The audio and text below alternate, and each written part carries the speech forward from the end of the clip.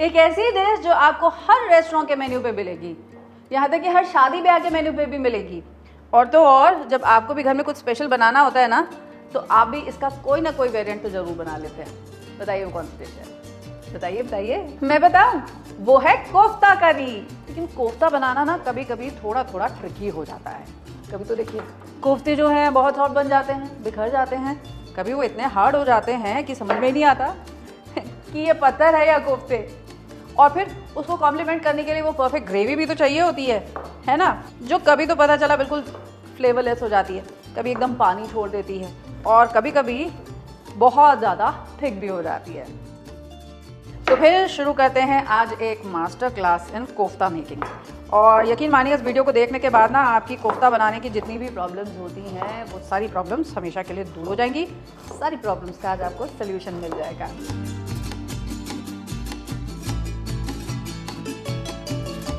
तो पहले तो ये समझते हैं कि कोफ्ता के कंपोनेंट्स क्या क्या होते हैं।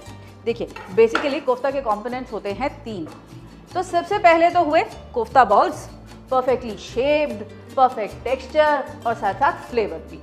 अब दूसरा हुआ उसकी स्टफिंग, जो आपके कोफ्ता का जो बेस है ना उसके फ्लेवर को परफेक्टली कॉम्प्लीमेंट कर रही हो। और तीसरा the perfect gravy, perfect texture और फ्लेवर्स के साथ जो आपके कोफ्ता बॉल्स को वंस अगेन कॉम्प्लीमेंट करे। फिर शुरू करें।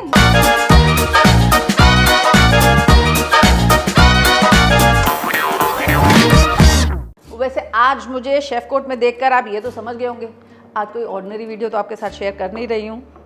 मैंने सोचा आज एक कोफ्ता के बारे में मास्टर क्लास शेयर करती हूँ आपके साथ, कैसे आप परफेक्ट कोफ्तास बना सकते हैं और उनको परफेक्टली ग्रेवीज के साथ कंबाइन कर सकते हैं। और इसके लिए आज मैं 2 एग्जाम्पल्स का यूज़ करूँगी। 2 एग्जाम्पल्स कोफ्ता के और 2 एग्जाम्पल्स ग्रेवीज के, ताकि इन दोनों का अगर आप परम्यूटेशन कॉम्बिनेशन बना लें तो क्या हो जाएगा, आपकी 4 डिशेस रेडी हो जाएंगी। तो शुरू करते हैं कोफ्ता की मास्टर क्लास कोफ्तास के साथ। तो आज के ये 2 कोफ्ता जो हम बनाएंगे ना, एक तो होगा पनीर का kofta with the stuffing of पालक, और इसी के साथ साथ जो दूसरा कोफ्ता बनाएंगे ना वो होगा लौकी का kofta with a very special stuffing. और ये स्टफिंग होगी खुबानी की और खोया की, जो उसको देगा एक थोड़ा सा रॉयल टच। जैसे मैंने कहा, आप जब भी कोफ्ता बनाते हैं किसी ना किसी स्पेशल ओकेजन पे बनाते हैं। और जो हमारी ग्रेवीज होंगी वो होंगी 2 रेस्टोरेंट स्टाइल ग्रेवीज, एक रेड ग्रेवी और एक वाइट ग्रेवी। अब कोफ्तास बनाने के लिए ना सबसे ज़्यादा इम्पॉर्टेंट क्या होता है, देखिए आपके जो कोफ्तास बने ना, एक तो वो सॉफ्ट भी हों और उसी के साथ साथ वो अपनी अच्छी सी एक शेप को भी रिटेन करें। दोनों चीज़ें इंपॉर्टेंट होती हैं। और आज हम इस्तेमाल कर रहे हैं सबसे पहले एग्जाम्पल पनीर कोफ्ता में, यहाँ पर पनीर का। तो to ensure that it gives you a nice smooth texture, हम क्या करेंगे, पहले हम पनीर को ग्रेट कर लेंगे। अगर आप केवल पनीर के कोफ्ते बनाएंगे तो सोचिए क्या होगा। पनीर क्योंकि एक प्रोटीन है, जैसे आप इसे तलने के लिए तेल में ऐड करेंगे ना, ये काला पड़ जाएगा, जल जाएगा।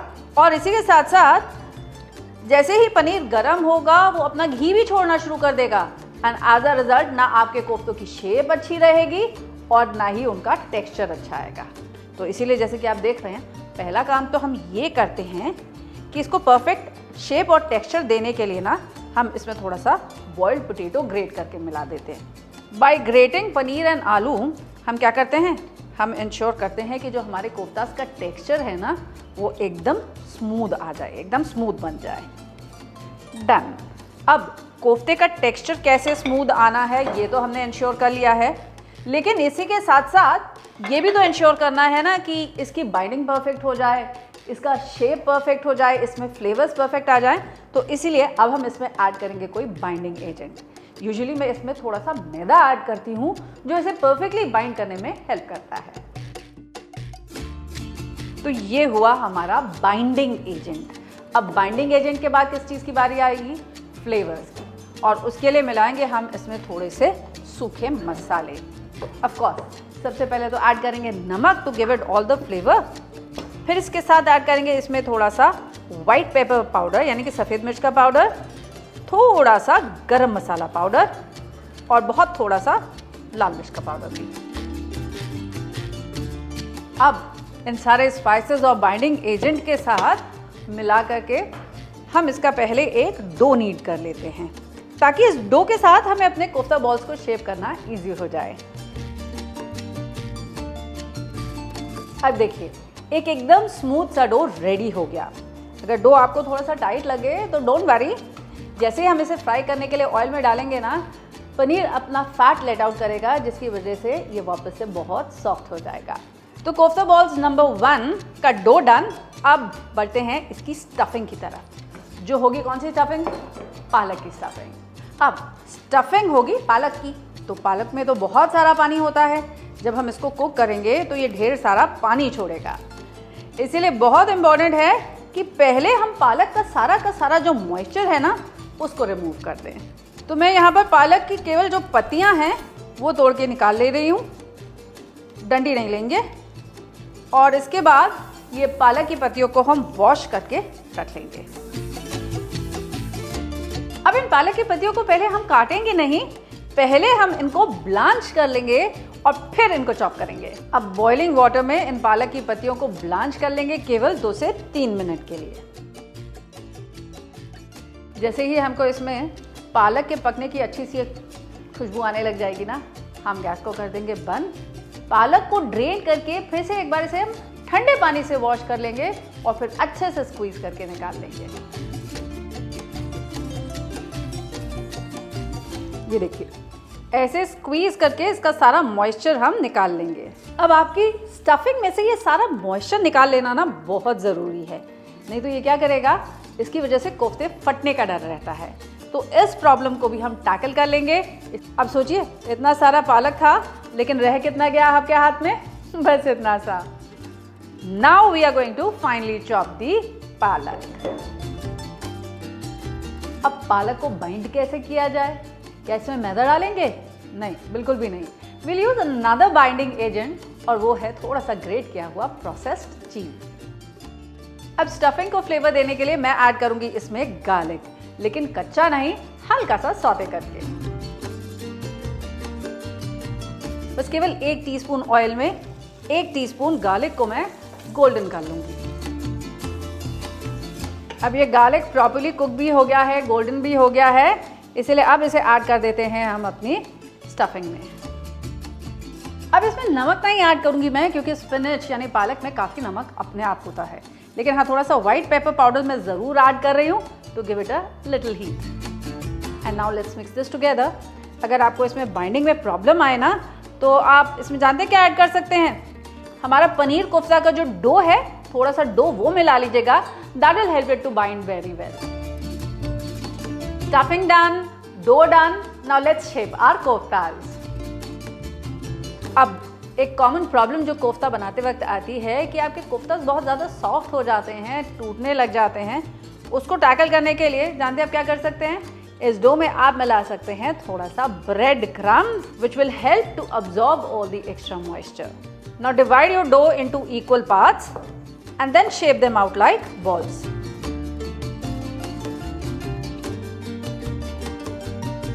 Now make a cup. एक कटोरी जैसे बनाइए आप अपने डो की, और इसमें अब थोड़ी सी स्टफिंग रख के हम इसे सील कर देंगे।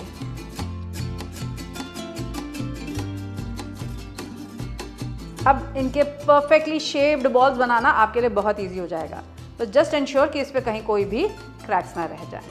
तो ऐसे ही पहले सारे कोफ्ता बॉल्स प्रिपेयर करके रख लेते हैं विद द स्टफिंग। कोफ्ता तो परफेक्टली शेप हो गए, लेकिन एक प्रॉब्लम अभी भी बाकी है, और वो ये कि जब आप आलू और पनीर के कोफ्ता को ऑयल में फ्राई करने के लिए ऐड करेंगे तो क्या होगा? उनके फटने का डर रहेगा। तो उस प्रॉब्लम को टैकल करने के लिए हम बस इतना करेंगे कि इन कोफ्तास को ड्राई मैदा में रोल करके रख लेंगे।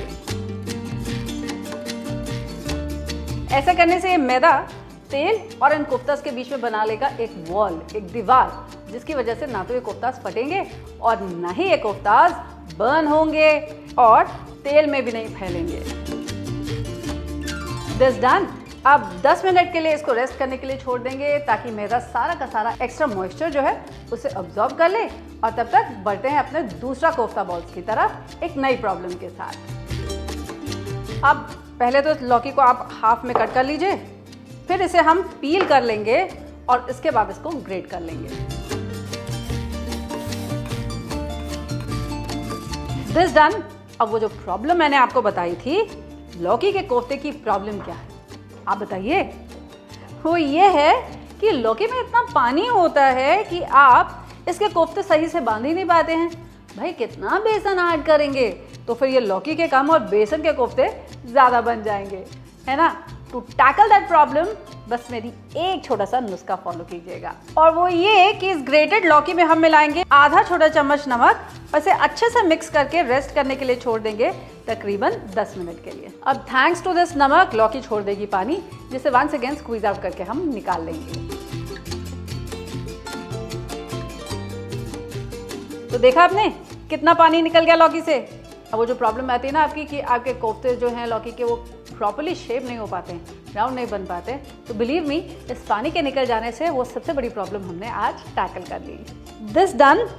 लेकिन इस पानी को हम डिस्कार्ड नहीं करेंगे क्योंकि इस पानी में है ढेर सारा फ्लेवर और बहुत सारे वाटर सॉल्युबल मिनरल्स और विटामिन भी।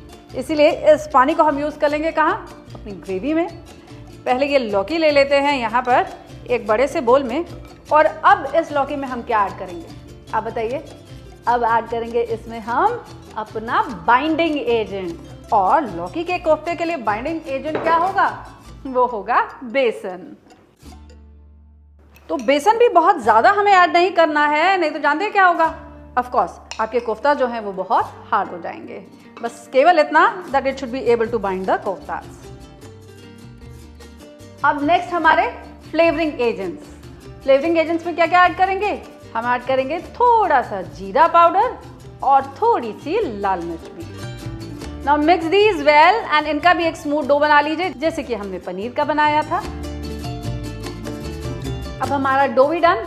अब बढ़ते हैं इसकी स्टफिंग की तरफ, और उस स्टफिंग में मैं इस्तेमाल करने वाली हूँ आज खुबानी और उसके साथ थोड़ा खोए का, to give it a very regal and शाही टेस्ट। स्टफिंग बनाने के लिए पहले मैं यहाँ पर थोड़ी सी हरी मिर्च को फाइन चॉप कर ले रही हूँ, और यहाँ पर ले रही हूँ अबाउट क्वार्टर कप ऑफ खोया, और इस खोए में मैं ऐड कर दूंगी ये 1 टीस्पून फाइन चॉप की हुई ग्रीन चिली।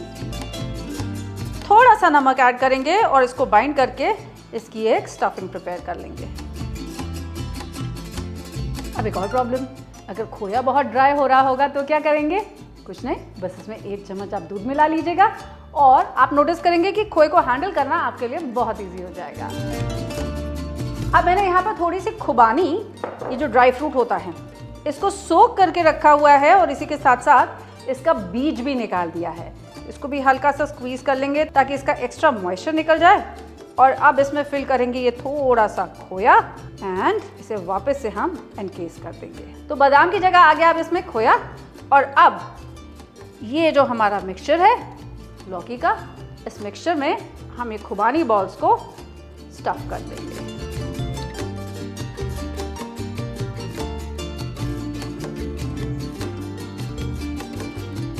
अब बोथ माय कोफ्तास डन। अब चढ़ाते एक कढ़ाई इन कोफ्तास को फ्राई करने के लिए।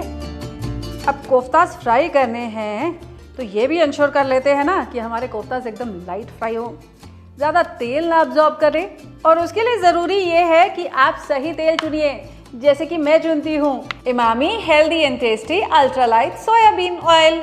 ये खाने में कम अब्जॉर्ब होता है और आप नोटिस करेंगे कि आपके कोफ्तास जो है ना वो बिल्कुल चिपचिपे नहीं बनेंगे, काफ़ी क्रिस्प बनेंगे। तो जैसे मैंने कहा था, जब तक हमारे कोफ्ते बनेंगे तब तक हम तैयारी कर लेंगे किसकी, अपनी दोनों ग्रेवीज की भी। और पहली ग्रेवी होगी मखनी ग्रेवी या रेड ग्रेवी, और इसके लिए मुझे चाहिए होंगे बढ़िया बढ़िया लाल लाल टमाटर। तो मैं ले रही हूँ यहाँ पर 1 किलो टमाटर, जिनको पहले मैं रफली चॉप कर लूँगी।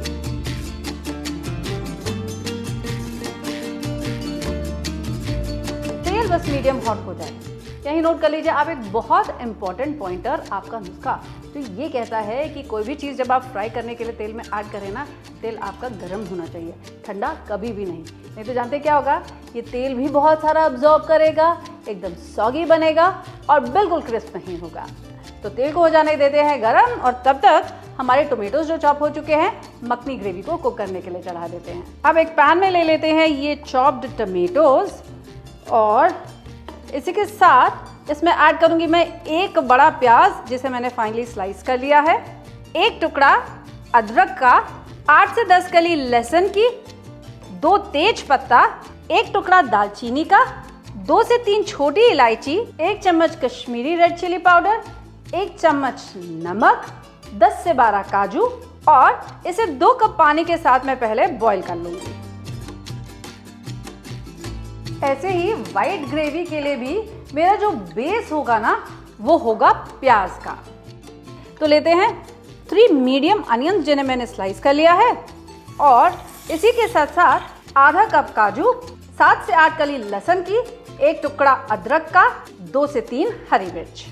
और फॉर फ्लेवर्स मैं ऐड करूंगी इसमें 1 तेज पत्ता, 5 से 6 छोटी इलायची, 1 टुकड़ा दालचीनी का और आधा फूल जावित्री का भी। अब इसे भी 1 कप पानी के साथ बॉईल करके मैं अच्छे से पहले पक जाने दूंगी। अब ये देखिए हमारा तेल भी मीडियम हॉट हो चुका है। अब हम इसमें फ्राई करेंगे अपने कोफ्ता। अगर आपके पास ज़्यादा कोफ्ताज हों तो कभी भी उनको इकट्ठे पैन में मत ऐड कीजिएगा। We don't overcrowd the pan. जितने पैन में कोफ्ताज आए केवल उतने ही। अब कभी भी अपने कोफ्तास को चलाने के लिए ना आप चम्मच मत घुमाइएगा, हमेशा with the back of the spoon आप इसको हल्का सा ऐसे नज कर दीजिए, बस हल्का सा पुश कर दीजिए। अब अपने स्पून को बस बीच में रखिए और हल्का सा आगे पीछे नज करते रहिए ताकि आपके ये जो कोफ्ता बॉल्स हैं वो अपनी ही प्लेस पे राउंड राउंड डांस करते रहेंगे, घूमते रहेंगे। ऐसा करने से इनकी जो शेप है वो परफेक्ट राउंड बनी रहेगी। देखा थी ना कितनी काम की बात। ये देखिए परफेक्ट गोल्डन कोफ्ताज रेडी और उनकी शेप भी बिल्कुल बरकरार है। अब इनको तोड़कर भी आपको दिखाती हूँ कि इनकी सॉफ्टनेस भी अंदर बिल्कुल वैसे ही बरकरार है, ये बिल्कुल हार्ड नहीं हुए। और देखा जैसे मैंने कहा था सही तेल चुनिए तो बिल्कुल तेल अब्सॉर्ब नहीं करेंगे आपके koftas. Look my hands are absolutely dry. Perfect paneer koftas done. अब जैसे मैंने आपसे कहा था एक कट करके भी आपको दिखाती हूँ।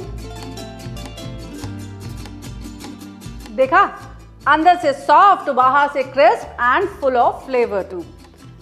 तेल फिर से गर्म हो चुका है तो अब हम इसमें अपने सेकेंड बैच ऑफ कोफ्ताज जो है लौकी के कोफ्ता, एक डिफरेंट फिलिंग वाले, उनको भी फ्राई कर लेते हैं।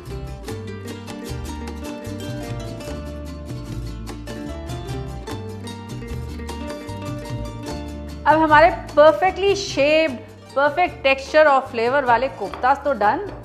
ग्रेवीज भी यहाँ पर पक चुकी हैं। I mean, ग्रेवीज का जो बेस है वो पक चुका है। तो सबसे पहले शुरुआत कर रहे हैं अपनी वाइट ग्रेवी के साथ। अब कैसे पता चलेगा कि ये वाइट ग्रेवी रेडी हुई कि नहीं हुई? देखिए पहले तो इसका जो प्याज है वो एकदम ट्रांसपेरेंट हो जाएगा, आपको दिखेगा कि वो अच्छे से पक चुका है। दूसरा, आपको इसमें कच्चे प्याज, अदरक, लहसुन की खुशबू बिल्कुल नहीं आएगी। किसकी आएगी? बढ़िया सी खुशबू आएगी इलायची की। अब इसमें से ये तेज पत्ता, ये जावित्री और इसी के साथ साथ ये सिनेमन स्टिक यानी दालचीनी को हम हटा देंगे। इन्होंने अपना काम कर दिया है। इनका टेक्सचर हमें अपनी ग्रेवी में नहीं चाहिए क्योंकि वो एक हल्का सा कोर्सनेस दे सकता है, इसलिए अब इस मिक्सचर को अच्छे से ठंडा कर लेंगे और फिर इसे मिक्सी में पीस करके इसका एक फाइन पेस्ट बना लेंगे।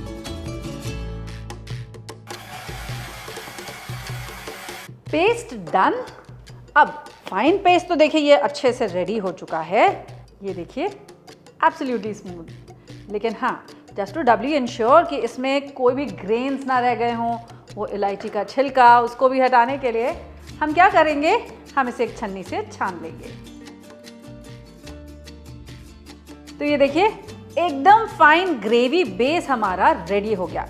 काफ़ी थिक है, काफ़ी अच्छी कंसिस्टेंसी है, फ्लेवर्स का ध्यान हमने इसमें रख ही लिया है।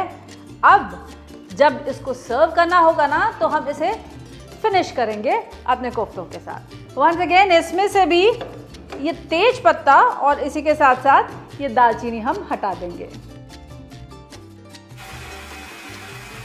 This also done. इसे भी हम छान करके निकाल देंगे ताकि इसमें जो टमाटर के छिलके हैं, टमाटर के बीज हैं, वंस अगेन इलायची का छिलका है, वो सब स्ट्रेन आउट हो जाए। और ये रेडी हो गया हमारा रेड ग्रेवी का बेस। अब हमारे दोनों ग्रेवी बेसिस भी रेडी हो गए और दो अलग अलग एग्जाम्पल्स ऑफ कोफ्ताज भी मैंने आपके साथ शेयर कर लिए, just to help you out कि कैसे आपके कोफ्ताज हर बार परफेक्टली शेप्ड बने, उनका टेक्सचर भी सही रहे और साथ साथ में फ्लेवर भी। अब जब इतनी सारी तैयारी हो गई है, क्या कहते हैं, उन कोफ्ताज को फाइनली फिनिश करके हम प्लेट भी कर लें। बिल्कुल करते हैं ना, इन ग्रेवीज को फिनिश जो करना है। और अब आप डिसाइड कर लीजिए कि आपको कौन से कोफ्ता के साथ कौन से फ्लेवर की ग्रेवी चाहिए। मैं इस्तेमाल करने जा रही हूँ ये पनीर के कोफ्ताज जो है, पालक पनीर के कोफ्ताज का रेड ग्रेवी के साथ, और इसी के साथ साथ ये जो लौकी के कोफ्ताज हैं with a very shahi stuffing, इनका विद अ वाइट ग्रेवी। तो लेट्स बिगिन। और सबसे पहले लेते हैं एक पैन। रेड ग्रेवी को फिनिश करने के लिए पहले पैन में लेंगे हम बटर, और इस बटर के साथ सेम क्वांटिटी में ले लेंगे ऑयल भी। बटर और ऑयल भी जब थोड़ा सिजल हो जाएगा ना, तब इसमें ऐड कर देंगे हम थोड़ा सा, just about a quarter teaspoon of shahjeera. और अब ऐड करेंगे पहले इसमें हम ये Kashmiri red chilli powder to give a gravy a very nice colour. और अब ऐड करते हैं इसमें अपना ये रेड ग्रेवी बेस, और इसे 3 से 4 मिनट के लिए आप सौते कर लीजिएगा ताकि ये मक्खन का फ्लेवर भी ले लेगा और जो शाजीरा हमने ऐड किया ना उसका फ्लेवर भी। 3 से 4 मिनट के लिए जब ये अच्छे से पक जाएगा, मिर्च का उसी के साथ साथ मक्खन का भी बढ़िया सा फ्लेवर ले लेगा ना, तो इसे फिनिश करने के लिए ऐड करेंगे 1/4 कप क्रीम और इसको भी अच्छे से मिक्स कर देंगे। फाइनल फिनिशिंग थोड़ी कसूरी मेथी के साथ, जो देती है इसको एक बहुत ही अच्छा सा अर्थी सा फ्लेवर, और साथ ही साथ ये जो टोमेटो का फ्लेवर है ना, इसको भी बहुत अच्छे से कॉम्प्लीमेंट करती है। तो नोट कर लीजिए एक और चीज़ यहाँ पर कि कसूरी मेथी को आप हमेशा अपने हाथों के बीच में अच्छे से रगड़ करके तब ऐड करेंगे। ऐसा क्यों?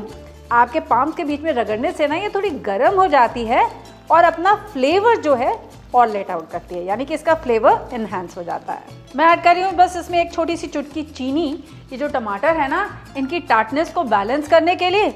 और इसी के साथ साथ अब एंड में ऐड करूँगी मैं इसमें थोड़ा सा पेपर पाउडर और थोड़ा सा गरम मसाला, इसको फिनिश करने के लिए। तो ये हमारा रेड ग्रेवी बेस रेडी। इसी तरीके से अब हम अपना वाइट ग्रेवी बेस भी प्रिपेयर कर लेते हैं। अब वाइट ग्रेवी जो बनेगी ना, इसको मैं बटर में नहीं, मैं इसे बनाऊंगी थोड़े देसी घी में। तो ले लेते हैं अराउंड 2 टेबलस्पून ऑफ देसी घी, और जब ये घी गर्म हो जाएगा तब ऐड करेंगे इसमें once again 1/2 teaspoon of shah jeera. Shah jeera भी जब चटक जाएगा तब ऐड करेंगे हम इसमें ये अपना वाइट ग्रेवी बेस।